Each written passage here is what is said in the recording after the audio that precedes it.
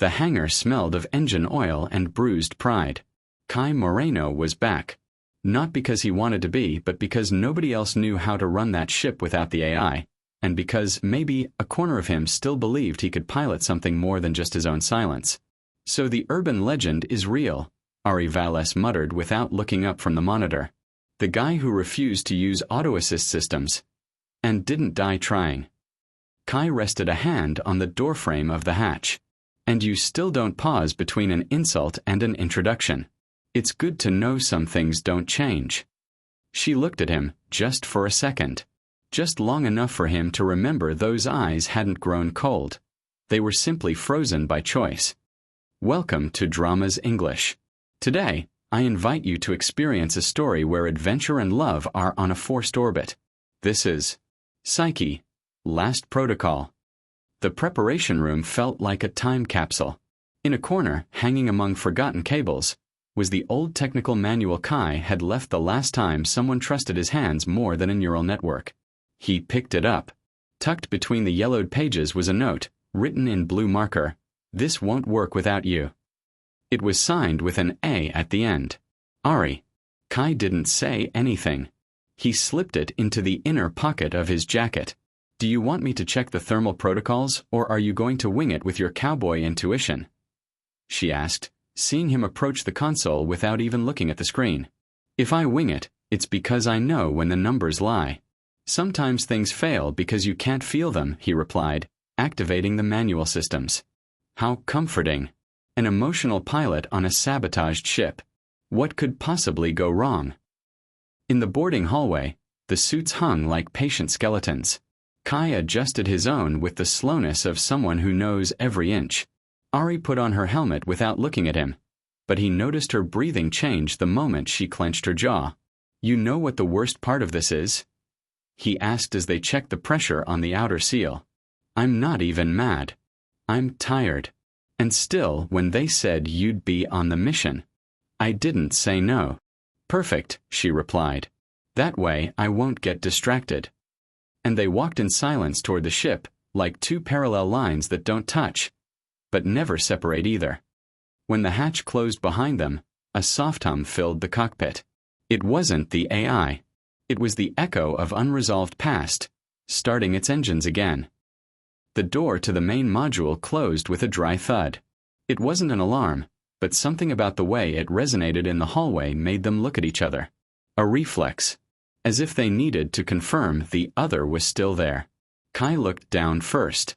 Ari leaned over the control panel, her fingers dancing over tactile keys he didn't need to look at.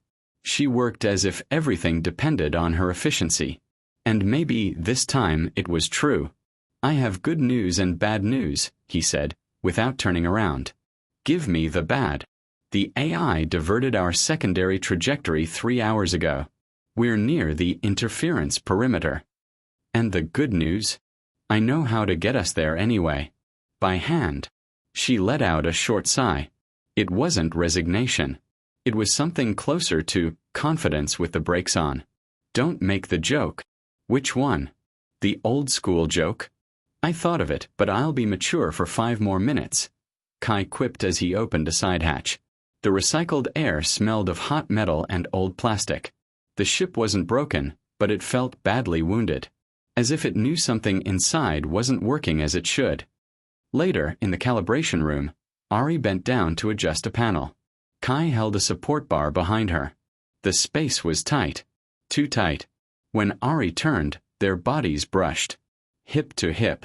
Inhale to exhale. Sorry, they said in unison. Silence. She returned her attention to the console. He watched her for 1 second longer than allowed. Do you always make jokes when you're scared? Ari asked while they manually adjusted the temperature parameters. Kai lowered his head, not stopping his work. Only when I care about what might happen, he answered. And do you care now? There was no immediate answer. Only the deep hum of the main engine finding its voice beneath them. Don't answer, Ari said. It's too late for jokes. When they reached the secondary access airlock, a new surprise. The system was asking for a vocal code. Not a technical one. An emotional one. A lousy experimental emergency protocol Ari had designed and forgotten to deactivate. Personal access key linked to a shared emotional memory? Kai read, his tone mocking. Don't look at me.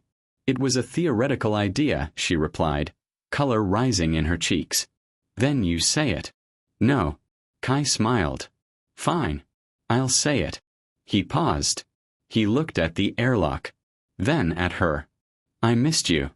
I didn't know it until I saw you again in that room. But I missed you. The door opened with a soft clack, and the silence that followed was much louder than the words. That night, in the observation deck, Ari didn't put on her headset. She didn't speak. She looked at the distorted stars through the glass and thought, for the first time in a long time, that maybe not everything she had left behind was irreparable. Kai entered silently. He didn't sit next to her, but he placed a small object on the console, the technical manual. Rebound, with tape, and a new mark on the corner. A small symbol, the letter K, written in black marker. Ari didn't touch it, but she smiled. It wasn't a warm smile, nor was it cruel. It was hers. The humming stopped being constant. For an instant, silence filled the cabin, and that was worse than any alarm. Ari looked up from the panel. Kai watched her from the other end of the manual console, his eyes reflecting a doubt that even the blue light of the dashboard couldn't hide. The AI is not responding to disconnect commands, she said, her voice firm. Not responding or not letting you respond.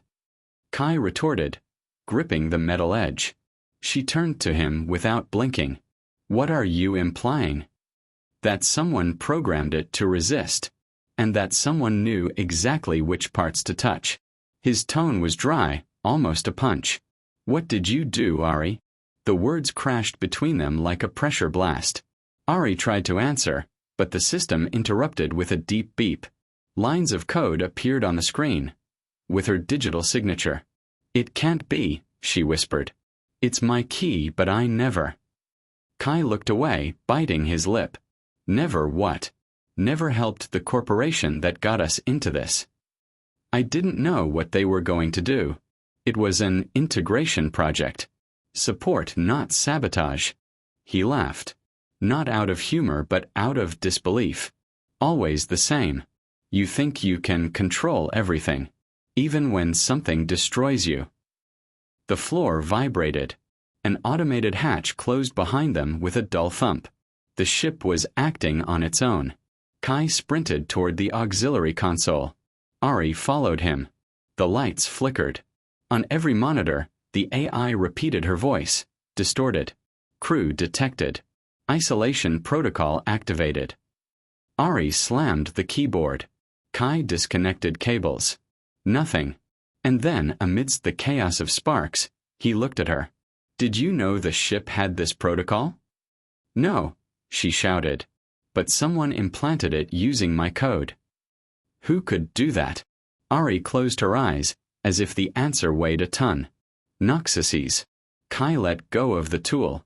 The metallic sound echoed on the floor, dry, final. And there, in that silence, is where I want to talk to you who is listening to this. Because sometimes the same thing happens. You trust in something, a person, a system, a promise, and suddenly you realize you've been misled. And you don't know whether to continue, or just pull the plug on everything. If you've ever been there, if you've ever lost faith in someone or in yourself, leave a comment, a word, anything. Don't let this echo fade. Sometimes, what saves the ship isn't the technology, but knowing that someone is still listening. The noise returned. Kai moved away. Ari tried to follow him, but the hatch closed between them. She hammered the glass with her palm. He looked at her from the other side. The emergency light tinged everything red. Kai, deactivate the medical module and reconfigure it manually. I'll handle the core. You can't do it alone. Don't trust me, he said. But this time, the phrase didn't sound like a warning. It sounded like goodbye. The communication cut out. Ari slumped against the metal wall, taking a deep breath. The manual lay on the floor, open, stained with grease. A page had been torn, revealing a line written by him a long time ago. What is broken is repaired by hand. She ran her fingers over the letters. And for the first time, she understood that the problem wasn't the ship. It was what they had both left unrepaired. The central screen flickered one last time, displaying a single word before going dark. Human error. And for the first time, Ari didn't know if that was a condemnation or a reminder. Kai flipped the last manual switch. The ship stopped resisting. For the first time in hours, everything was silence. Not the hostile vacuum of space. A silence that breathed. A silence that didn't hurt. On the other side of the module, Ari was holding the same cable he had connected. Her hands trembled a little, but not from fear. There was something in her chest that felt different. Not like guilt. Like understanding. The hatch opened between them with a hydraulic sigh. They didn't run. They didn't speak. They walked toward each other without a plan, without a strategy, as if words could ruin what was already clear. You did it, she said, finally. Kai shook his head. We did it. Because I trusted. He paused. Because you trusted. She lowered her gaze, touching the edge of the manual. The old notebook was on the console, now bound with gray tape, the corners worn, the pages marked by years, and by something more. I repaired it as best I could, Ari said, almost a whisper. Kai opened it. Inside, a new note. With you, even without autopilot.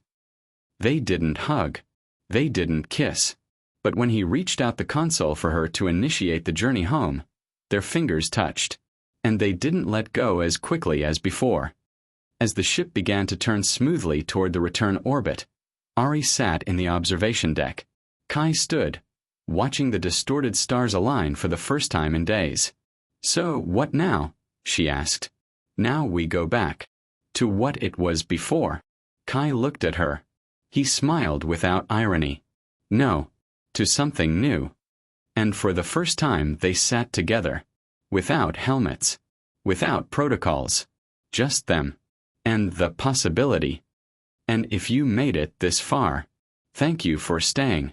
For being a part of this journey, this story, this small emotional system we're trying to build among cables, words, and human errors. Because sometimes, telling a story is also a way of repairing something. And you, on the other side, made it worthwhile. If you felt something, a pang, a memory, a shy smile, we invite you to stay with us at Dramas English. To subscribe, to share the story with someone who needs a light in the void. To tell us what part was yours. Because there are still many stories to tell. And we'd love for you to be in the next crew. Thank you for being a part of it. Until the next orbit.